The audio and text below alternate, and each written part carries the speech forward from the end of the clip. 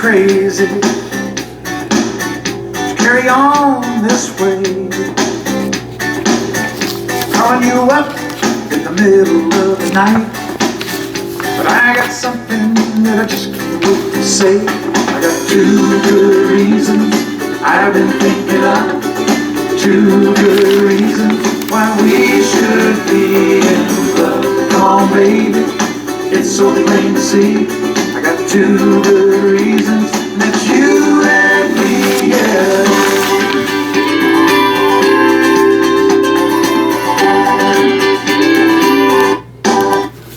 네, 여러분 안녕하십니까? 오늘은 2026년 2월 11일 수요일입니다. 와이셔튼 소리 존킴 TV 시사 프로 바로 시작합니다. 현재 기온은 34도입니다. 화시로.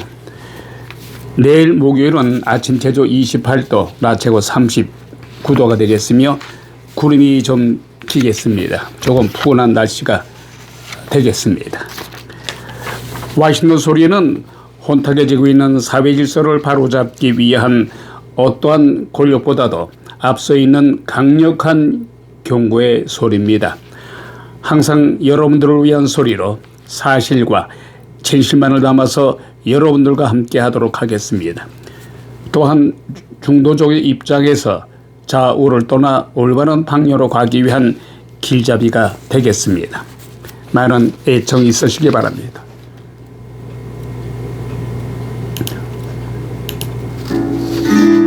I went to your wedding, although I was dreading the thought of losing you. The organ was playing, my poor heart kept saying, my dreams are through.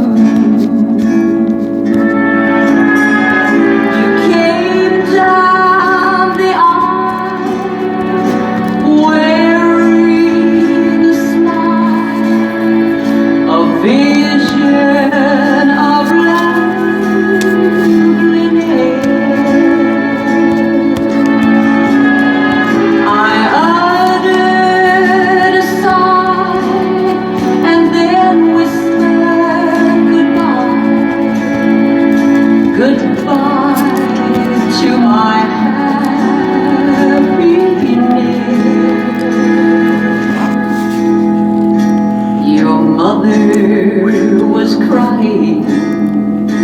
Your father was crying, and I was crying too. The teardrops were falling because we were losing you.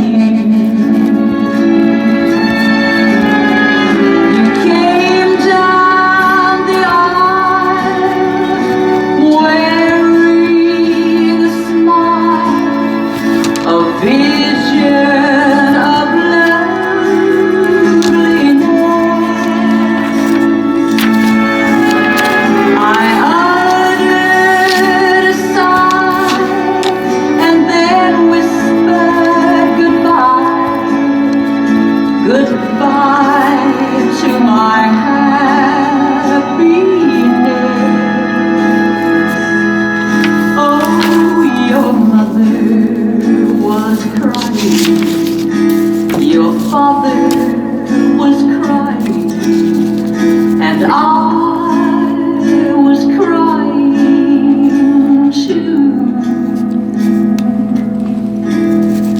The teardrops were falling because we were losing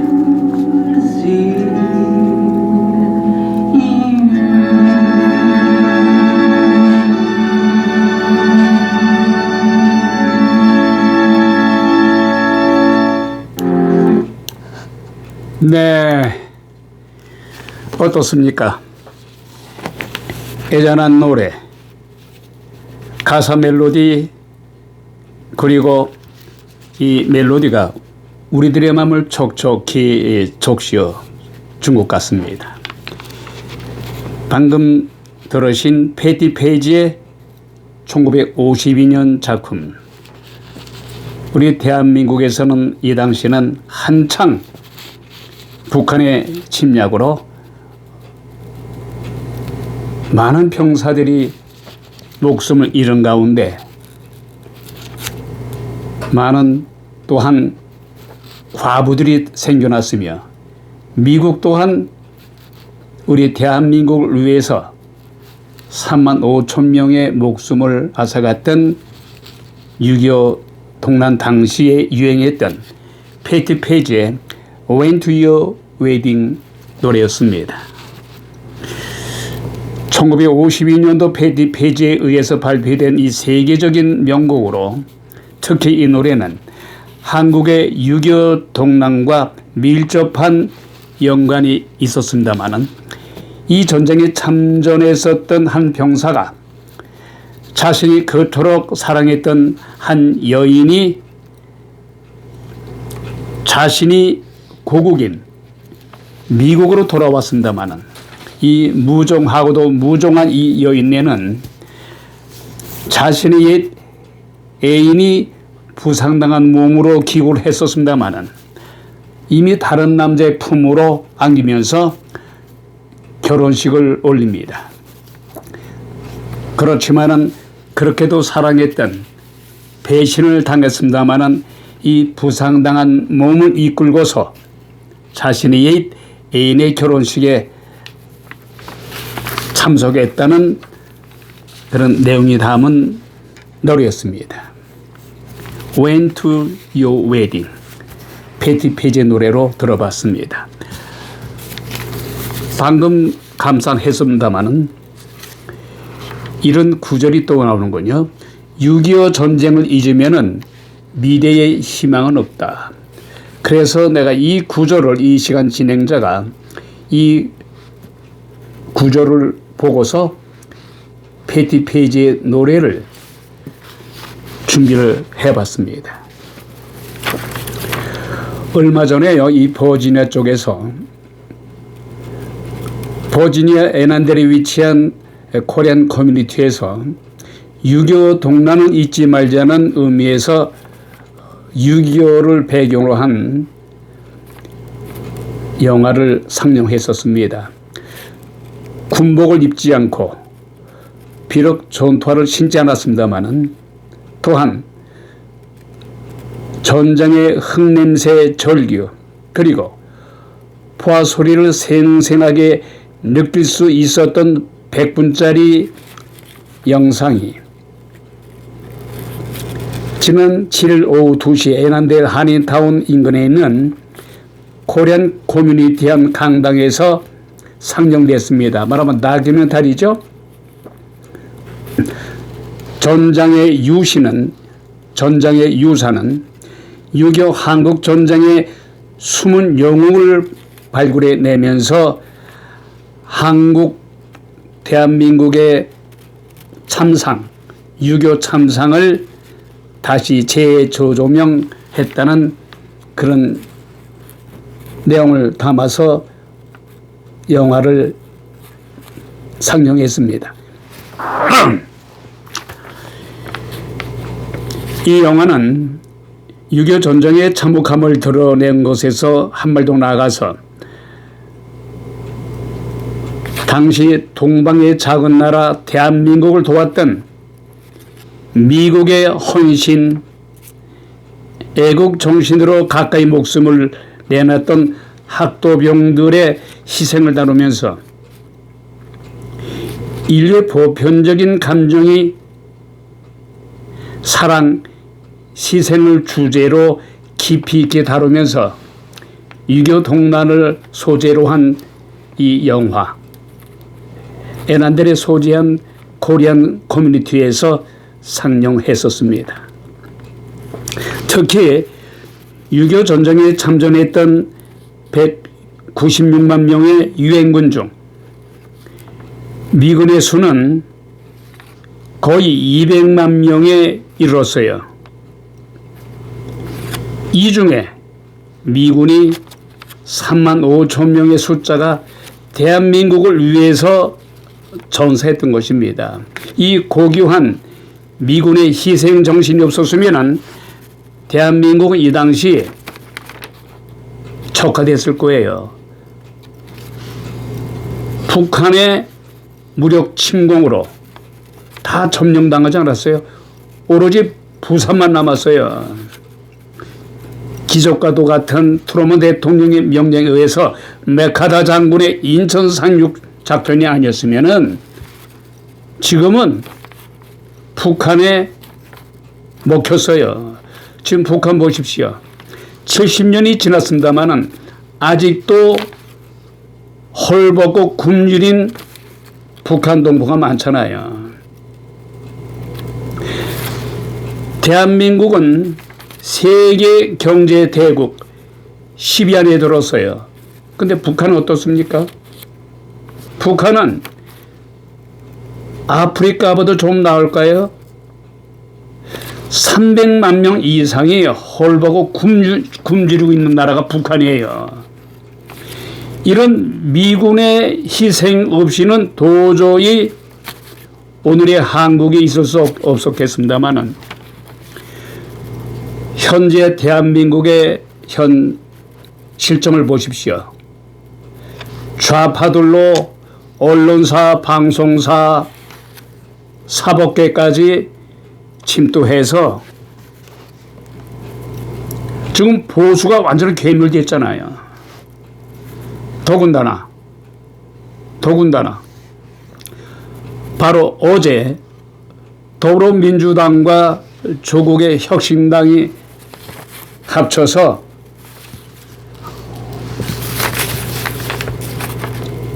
헌법소원, 재판소원이라는 사심제를 만들어서 통과시켰어요.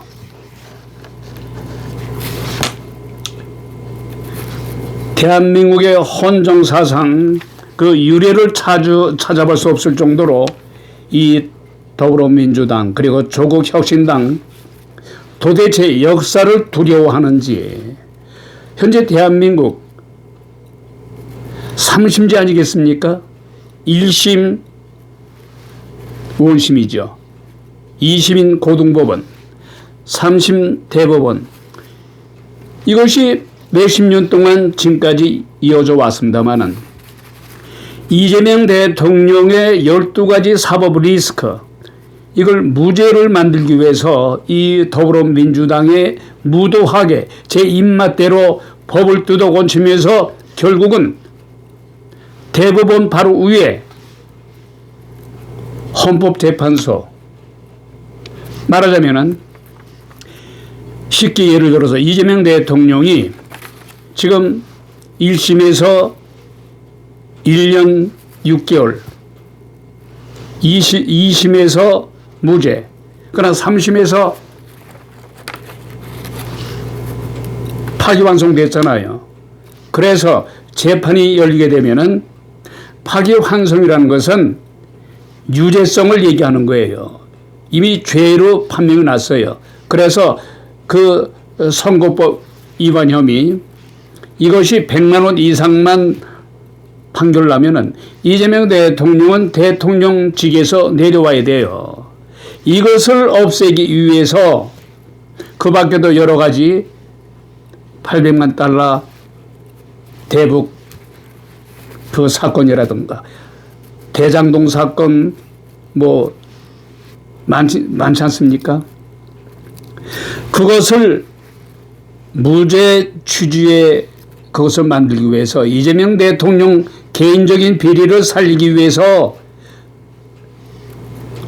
급기야 어제 헌법 소원 말하자면은 대법원에서까지 죄송합니다. 대법원에서까지 판결이 났음에도 불구하고 거기서 무엇인가 약간 이상한 무엇이 있다. 그것을 트집을 잡아서 사심제도 헌법재판소로 넘기자는 얘기예요. 그래서 이미 대법원에서 판결이 났습니다만은 뭐가 썸띵롱이 있다 하면은 사심제인 헌법재판소에서 다시 재판한다.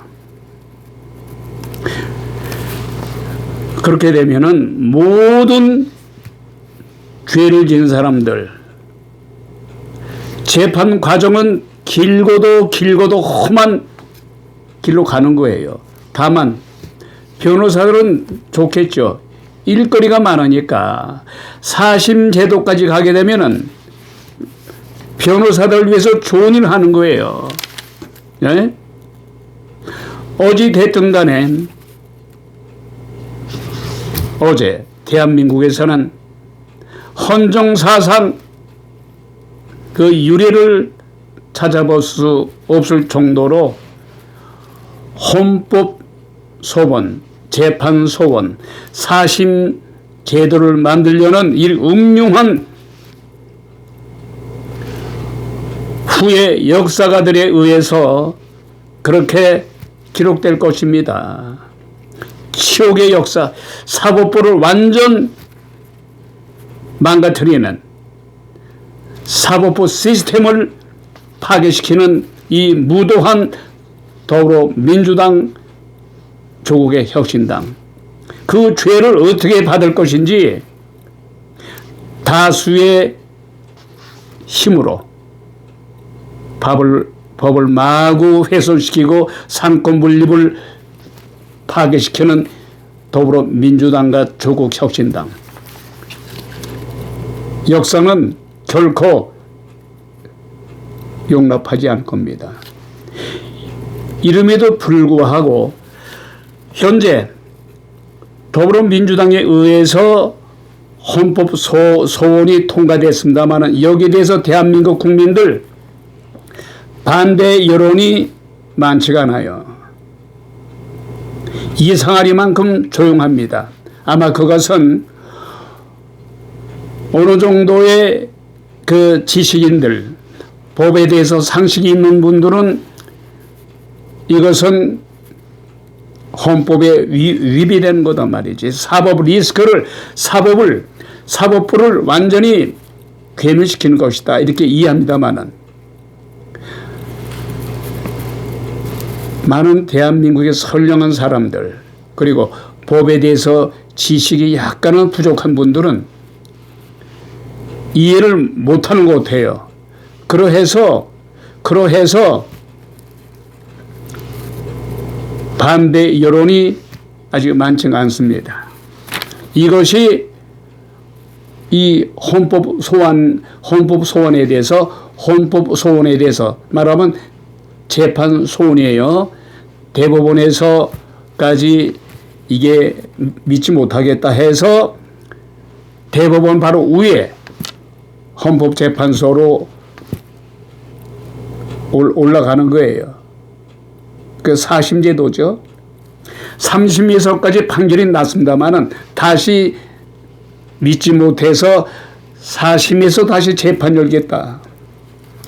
대한민국 국민들이 이것을 이해한다면은 강구하지 않을 겁니다.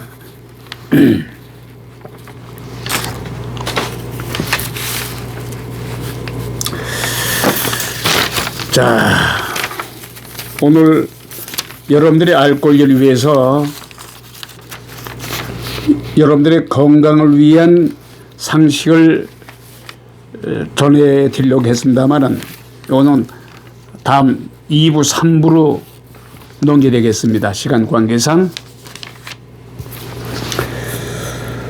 트럼프 대통령이 어제 재개된 이란과의 핵 협상을 둘러싸고서 경제 제재 그리고 군사력을 함께 동원해서 최대한 압박을 이란에 대해서 가하고 있습니다. 회담 전에는 이란의 물품을 수입하는 국가에 대해서 관세를 부과한다고 밝혔죠. 협상장에는 군복을 입은 항공모함 사령관을 투입을 했어요. 말하면 이란에 대해서 압박을 가하기 위해서 어떤 위험을 부리고 카리스마를 보여주기 위해서 군복을 입고 그 회담장에 나타났습니다. 직후에는 유엔 대표단이 항공모함에 탑승을 해서 힘에 의한 평화를 강조합니다. 그러나 미국의 이런 어떠한 강압적인 시합을 보여줌에도 불구하고 이란은 많이 동평했어요. 겁이 없는 건지 겁이 없는 척을 하는지 모르겠습니다만은 미국의 위압적인 강압적인 시합에도 불구하고 이란은 우라늄 농축을 결코 포기할 수 없다. 이렇게 얼음장을 놓고 있습니다. AFP 통신에 따르면은 미국과 이란은 이날에 지난 6일이죠. 오만 수도 무스카트에서 지난해 6월에 미국의 무차별 공격이 있지 않았습니까? 이란의 핵시설에 대해서 무차별 공격을 해서 이란이 엄청나게 깨지면서 이란이 대단히 강한 줄 알았더니 종이 호랑이였어요. 뭐 국경수비대, 이스라엘 공격, 미국의 공격에 속수무책이었죠. 트럼프 대통령은 협상 재개 당일에 행정명령을 통해서 이란의 상품이나 서비스를 직간접적으로 구매한다거나 또 수입, 기타 방식으로 확보하는 모든 국가에 대해서는 말하자면은 이란의 상품 또 이란 물건을 수입한다거나 또 수출한다거나 이런 나라에 대해서는 관세를 부과한다고 얼음장을 냈었죠. 특히 지난달 10일에는 이란과 거래하는 국가에 25%의 추가 관세를 부과하겠다던 압박성 발언을 실제로 명령했어요. 행정명령을 했어요. 그러나 트럼프 대통령은 어느 나라에 어느 정도의 관세를 부과할 것인지는 정확하게 밝히지 않았습니다만 한편 미국은 행정명령에 앞서서 미 국무부는 이란산 석유화학 제품의 불법 거래에 연루된 단체 15곳, 개인 2명, 선박 14척에 대해서 제재를 했다는 소식입니다. 그러나 이처럼 트럼프 대통령의 전방위적인 압박에도 불구하고 이란의 아르가치 이란 외무장관은 그제 알자라자라 인터뷰에서 우리 이란은 우라늄 농축은 결코 뺏기지 않겠다고 호언하고 있습니다. 그러면서 미국이 이란을 공격한다면은 중동에 주둔하고 있는 미국에 대해서 미군 기지를 우리 이란이 공격하겠다고 호언장담하고 있습니다. 이와 같이 이란 반발에 대해서 트럼프 대통령은 재차 행동으로 답했습니다. 미국 대표부로 회담에 참석했던 트럼프 대통령의 맞서이 제럴드 쿠시너 그리고 스티브 중동 특사는 회담 직후에 중동에 배치되어 있는 에브람 링컨 항공모함을 방문해서 위코프 특사는 항공모함에서 이란에 대해서 무차별로 공격하겠다고 언급했습니다.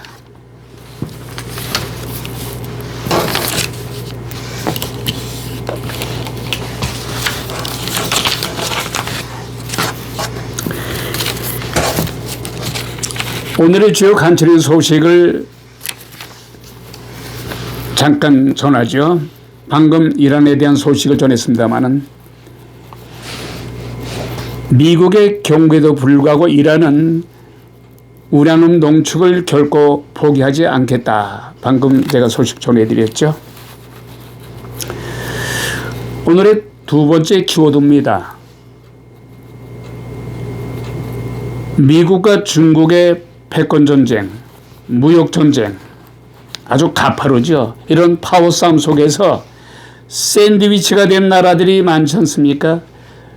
말하면 카나다, 북중미 카나다, 그리고 오세니아주의 호주, 북동아시아 우리 대한민국, 일본, 이런 나라들이 말하면 미들 파워, 미국과 중국보다는 훨씬 뒤처집니다만은 그래도 중간 정도의 파워를 갖고 있다. 중간 정도의 힘을 갖고 있는 나라가 일본, 한국, 호주, 카나다입니다. 이런 나라들이 미들 파워들의 국가들이 힘을 합쳐서 이 세계를 주름잡는 미국과 중국에 대항해서 우리가 결속을 하자. 이런 모임을 가졌다는 소식입니다. 세 번째 키워드입니다. 그동안 몇십 년 동안 미국과 러시아 핵 전쟁을 미리 막기 위해서 더 이상 핵을 개발하지 말자는 의미에서 핵 협정에 대해서 협정을 맺었습니다만은 그 협정이 만료가 됐어요. 그래서 미국과 러시아, 중국은 다시 핵을 방지하기 위한 핵 개발 방지를 위한 협정을 맺지 않고 미국은 다시 독자적으로 중국과 러시아 그 밖에 핵 개발 국들을 위한 것이 아니라 핵을 가지고 있는 나라들에 대해서 미국을 보호하기 위해서 더 강한 핵을 개발하기 위해서 핵을 개발하겠다고 합니다. 자, 마지막으로 대한민국의 정가 소식입니다. 잠깐 전반에 말씀드렸습니다마는 대한민국의 사법제도는 원시민 1심, 2심인 고등법원, 3심인 대법원 이런 사법 시스템이 몇십 년간을 이어져왔습니다마는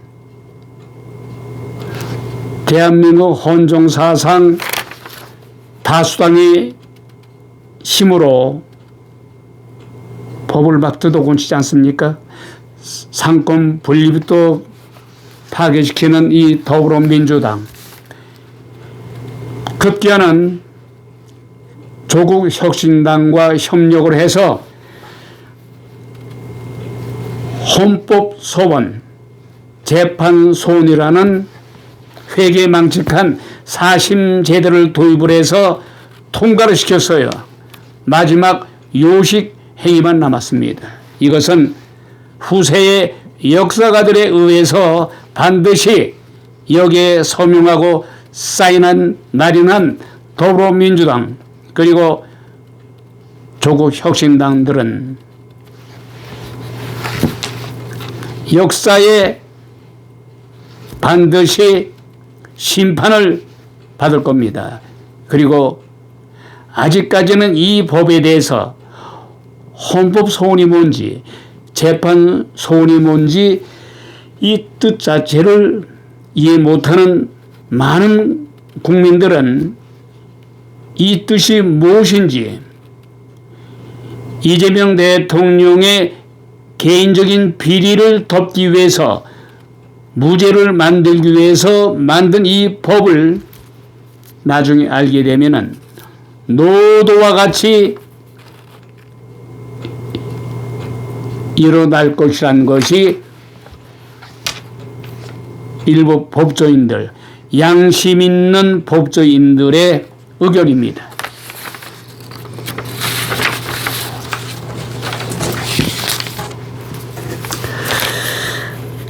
자, 미들 파워.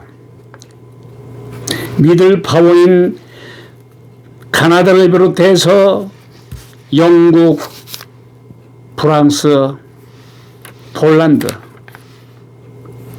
대한민국, 일본, 호주 이런 나라들 보고 미들 파워라고 합니다.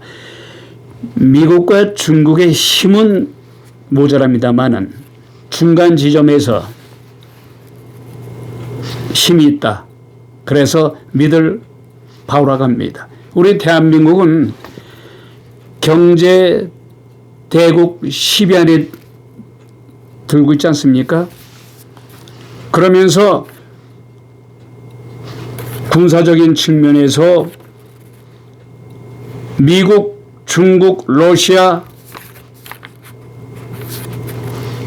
바로 담을 쫓고 있어요. 예? 대한민국도 군사 강국입니다. 최선도 7위 안에 들었어요. 그래서 미들 파워에 속합니다.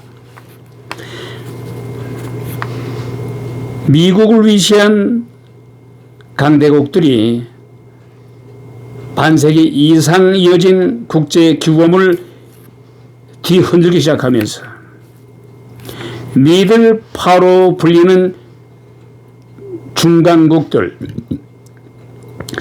중견국들이 힘을 뭉치자고 주창한 캐나다 총리 마크 카니 캐나다 총리의 지난달 세계경제 포럼 연설은 국제 정세에 큰 반향을 일으켰습니다.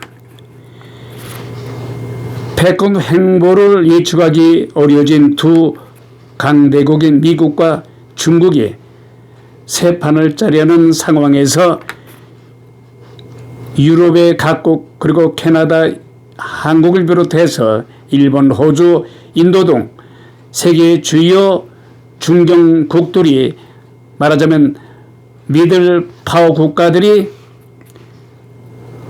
로드킬 신세를 면하기 위해서 무역부터 안보까지 여러 분야에서 연대를 강화해 나가기 위해서 서로 협력하자는 겁니다.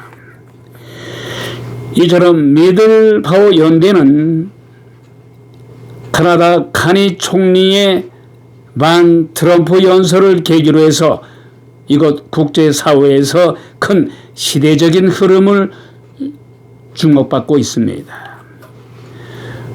도널드 트럼프 대통령의 그린란드 위협이 절정에 달할 무렵에 이루어진 연설에서 캐나다 카니 총리는 미국을 위시한 강대국대의 강압 시대가 열렸다고 말하면서 정면으로 지적을 하면서 항거하면서 우리 미들 파워 국가들이 말하자면은 대한민국을 위시해서 캐나다 그리고 유럽의 일부 국가, 일본, 인도 이런 나라들이 힘을 합쳐서 미국과 중국의 일반 통행 이런 행태를 저지하자. 이래서 이런 포럼을 가졌다는 소식입니다. 이런 혼란스러운 국제 질서 속에서 캐나다 총리 연설은 특히 유럽의 각국을 비롯한 중견국들, 미들 파워들의 국가들의 열렬한 호응을 받았다는 소식입니다.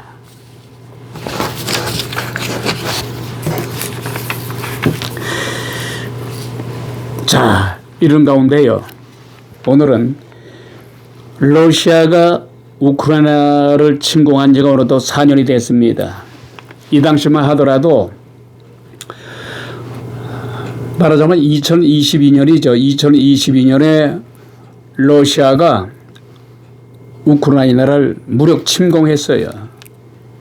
이 당시만 해도 우크라이나 국가는 한 달, 아니 2주 이내에 무너질 것이라고 했습니다마는 4년 동안 버텨왔어요. 물론 바이든 전 미국 대통령의 지지, 그리고 후원, 무기 지원, 또 유럽 국가들의 지원 속에서 러시아의 무력 침공을 막아왔죠. 그러나 푸틴 러시아 이 전범의 무도한 공격으로 인해서 우크라이나 민족 100만 명, 물론 군인까지 포함해서요, 그 러시아군 120만 명 젊은이들이 사망했어요. 전사자를 냈어요. 200만 명이라는 1차 대전, 2차 대전보다도 더 참혹한 사상자를 냈어요. 이것은 푸틴 러시아 대통령이라고 하기도 참 싫습니다마는 이 비인간적이고 이 살인마 푸틴에 의해서, 푸틴의 개인적인 욕심에 의해서 이런 많은 사상자가 났습니다마는, 이들은 이러한 푸틴 러시아의 무모한 공격 어느 국가도, 초강대국인 미국도 막지 못하고 있어요. 트럼프 대통령이 중간에서 우크라이나와 러시아 전쟁을 막기 위해서 부단히 노력했습니다마는 이 푸틴, 이 살인마적인 이 푸틴의 고집 때문에 막지 못하고 있습니다. 러시아 우크라이나 이 전쟁 속에서 사상자 수가 200만 명에 접근했다는 소식입니다. 2주 후가 되면은 러시아 우전쟁에 5년째가 접어들어요. CSIS, 즉 전략국제문제연구소에 의하면은 2026년 지난 1월 현재 러시아군의 사상자 수는 120만 명, 100만 명하고도 20만 명, 120만 명. 우크라이나 병사는 60만 명. 결국은 200만 명을 돌파할 정도로 이 푸틴의 무모한 공격으로 인해서 100명도 아니요, 1000명도 아니고 10만 명도 아니에요. 200만 명을 넘어섰어요. 2차 대전 당시 히틀러보다도 더 무도하고 아주 투맨맨이에요. 어떤 살인마보다도 아주 악질적이고 용서받지 못할 전범이에요. 오죽하면은 전 미 대통령 바이든 대통령이 푸틴을 전범으로 체포해라, 체포만 할 수 있다면 미국으로 잡아와서 연방교도소에 갇힘으로 해서 평생 감옥에서 썩게 하겠다는 것이 바이든 전 대통령의 생각이었습니다마는 러시아 푸틴이 어디 뭐 베네수엘라의 마두로 대통령 같이 약한 나라입니까?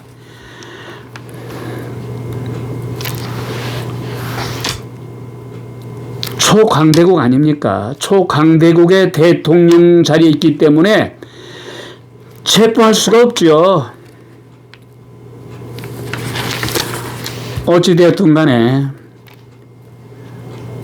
전쟁 광이요 전범인 21세기의 미추광이 전쟁 미추광이 푸틴으로 인해서 러시아 병사 120만 명, 우크라이나 병사 60만 명, 200만 명의 병사들이 사망하거나 부상당했어요. 민간인들은 또 어떻습니까? 민간인들은 포함되지 않았어요. 민간인들도 특히 우크라이나 민간인들도 엄청난 사망자와 사상자가 발생했어요. 이 죄를 이 푸틴은 어떻게 받을 것이냐?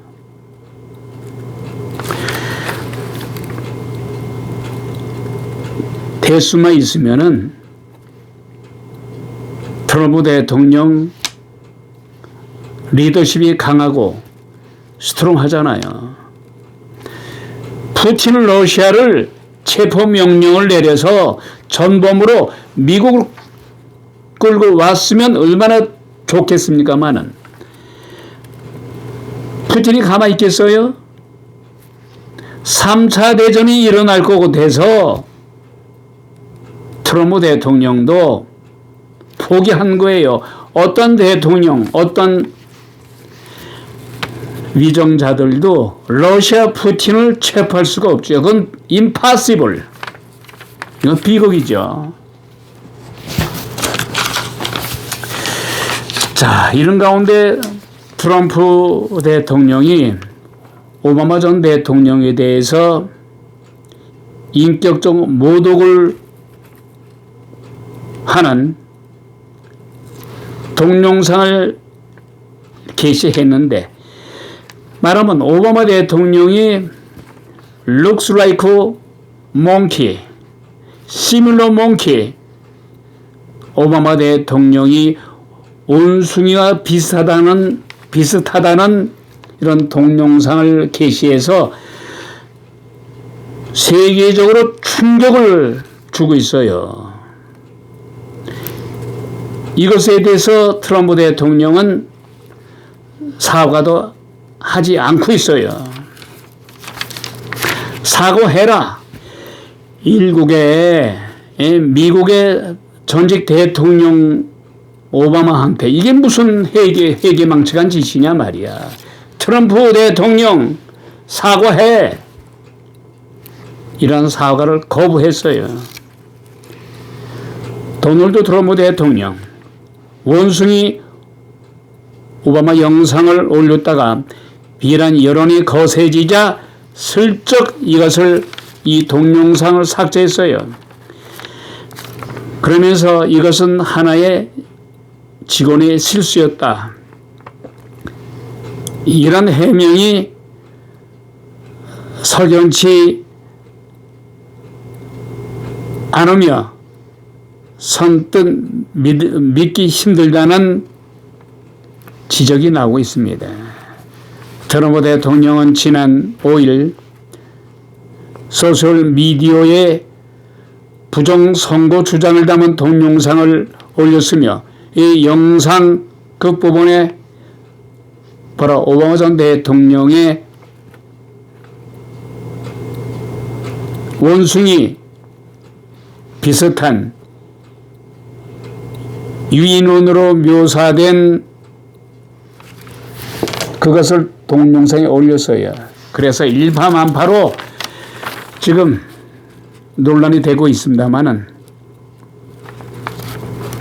이에 대해서 백악관은 처음에는 이 게시물에 문제가 없다면서 비판 의견을 가짜 분노라고 폄하했습니다마는 여론이 악화되고 공화당 정치인들도 트럼프 대통령의 오바마 폄하적인 인격 모독적인 영상에 대해서 비난하자 슬며시 직원 실수였다라고 꼬리를 내렸습니다만 여전히 사과는 하지 않고 있어요. 한편 트럼프 대통령이 오바마 대통령에 대한 원숭이 묘사에 대해서 공화당 내에 트럼프 비판자인 크리스 전 뉴저지 주지사는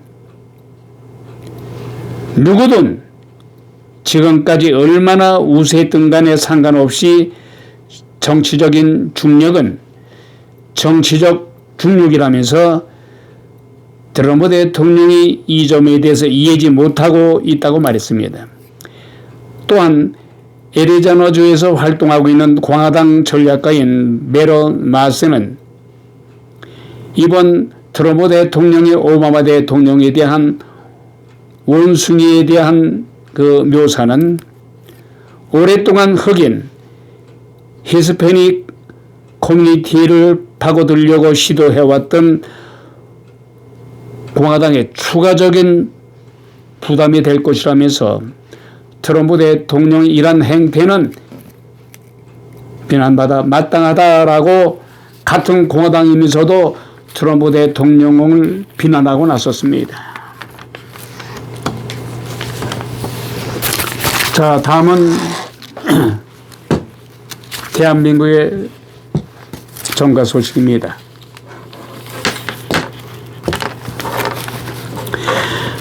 마침내 더불어민주당의 사법 시스템을 완전 무너뜨리는, 즉 대한민국의 사법부를 괴멸시키는 삼심제도를 망가뜨리고 저들의 입맛대로 이재명 대통령의 사법 리스크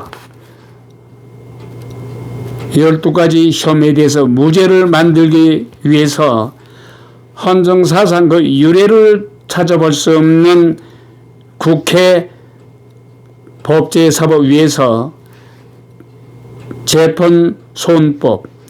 재판소원법과 대법관 증언을 위한 법안을 통과시켰다는 소식입니다. 이 더불어민주당의 조국 혁신당이 야합을 해서 헌정사상 대한민국의 헌법을 유린한 이 치욕의 날로 역사가들은 기록할 것입니다. 그것도 이재명 대통령의 개인적인 비리 사건을 없애기 위해서 더럽고 추악스러운 행태를 저 더불어민주당 그리고 조국 혁신당에 의해서 저질러졌으며, 이에 대해서 국민의힘 대표 장동혁 씨는 내일 있을 영수회담, 이재명 대통령 그리고 정청래 대표 3자 회담을 하기로 했습니다마는 더불어민주당의 이 행태에 대해서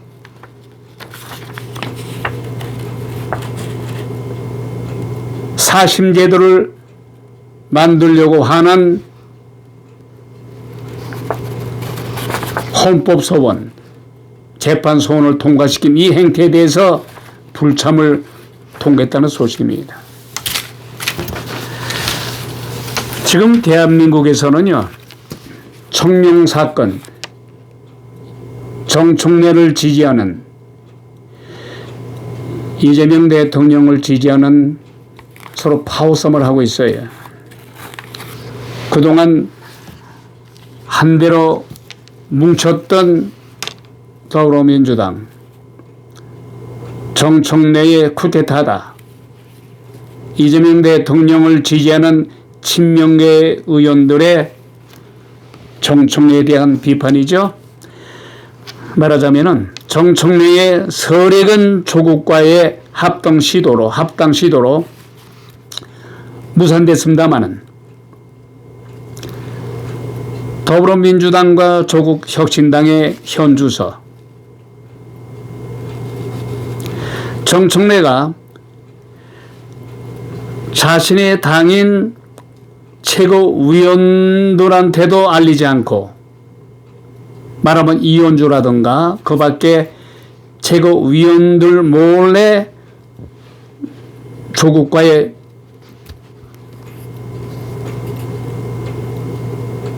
밀감이라고 할 것이 없겠습니다만은 여하튼 간에 이재명 대통령도 패싱하고 더불어민주당의 최고위원들까지 따돌리면서 정청래 독단적으로 조국과의 어떠한 합동 시도, 최고위원들의 거센 반발, 또 이재명 대통령의 반발로 인해서 결국은 무산됐죠. 무산된 직후 이재명 대통령의 불쾌감, 친명계의 거센 후폭풍, 결국 정청래는 꼬리를 내리면서 지방선거 후에 다시 조국혁신당과 합당하기로 합의했다고 발표했습니다. 하지만은 대부분의 전문가들은 정가에서는 지방선거 이전에 말하면 오늘 6.3 지방선거 있지 않습니까? 지방선거 이전에 합당 논의가 의미가 있는 것이지 선거 후에 합당은 의미가 없다. 왜냐하면 대체적으로 오늘 6.3 지방선거의 판도는 현 추세대로 간다면은 더불어민주당의 압도적인 승산이 있어요. 국민의힘은 맥을 추지 못해요. 험에도 불구하고 현재 조국혁신당의 국민들의 지지는 불과 3, 4%밖에 되지 않습니다. 현재 더불어민주당 거의 40% 지지를 받고 있어요. 국민의힘은 반토막밖에 되지 않습니다. 20% 가까이서는 넘고 있어요. 예? 조국혁신당의 도움이 없어도 더불어민주당은 원사이드 게임으로 국민의힘을 물리칠 수가 있어요. 전문가들의 지배적인 견해입니다. 다만 이번에 정청래의 청와대를 패싱하고 조국과의 합당을 무모하게 시도한 행위는 더군다나 같은 당의 최고위원들까지 알리지도 않았던 정청래의 무모한 합당 시도는 결국 이재명 대통령을 비롯해서 친명계에게 엄청난 분노와 실리감을 떨어뜨렸어요. 이처럼 정청래의 마이웨이식 독단적인 발상에서 나왔으며 더군다나 정청래에 의해서 종합특검 추천에 대한 정청래의 독단적인 이런 행태는 쌍방울 사장 김성태를 변호했던 전진철 변호사를 선임함으로 해서 말하자면은 전진철 변호사는 쌍방울 김성태 씨를 변호했어요. 그러면서 이 당시 이재명 피고인이 대북한에 800만 불을 보낸 것에 대해서 800만 불 송금에 대한 그 재판에서 이재명 피고인에게 아주 불리한 그런 변호를 했잖아요. 이런 자를 정청래가 종합특검 추천에 대한 전진철 씨를 특검에 추천했어요. 여기 대해서 이재명 대통령이 노발 대발했잖아요. 심한 불쾌감을 표했지요.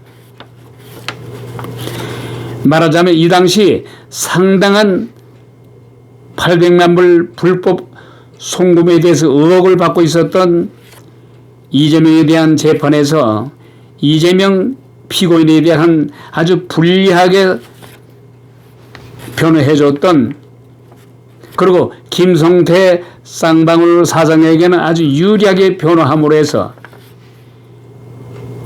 이재명 대통령에게는 아주 괘씸한 변호사로 볼 수밖에 없었던 전진철 씨를 종합특검에 추천했어요. 누가? 정청래 당대표가. 그러니 이재명 대통령은 정청래에 대한 배신감과 불쾌감을 여지없이 여과없이 드러냈어요. 결국 이유야 어찌되었든 간에 정청래는 이재명 대통령의 관도 여과없는 불쾌감 표시, 그리고 친명계의 거센 후폭풍, 친명계의 거센 항의에 결국 꽁지를 내리면서 한 발 물러서면서 사과를 했습니다. 그리고 이번에 조국혁신당과 통합을 6.3 지방선거 이후로 연기했다는 소식입니다.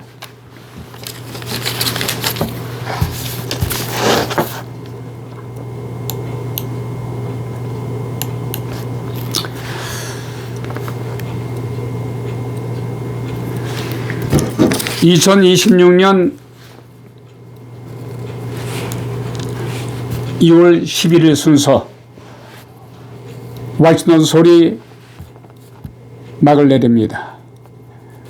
이 시간 진행의 김종입이었습니다. 대단히 감사합니다. 오늘 시그널 음악은 생략하겠습니다. 가끔 요 인터넷이 가끔 끊어져서 이런 현상이 나타납니다. 이해해 주시기 바랍니다. 대단히 감사합니다.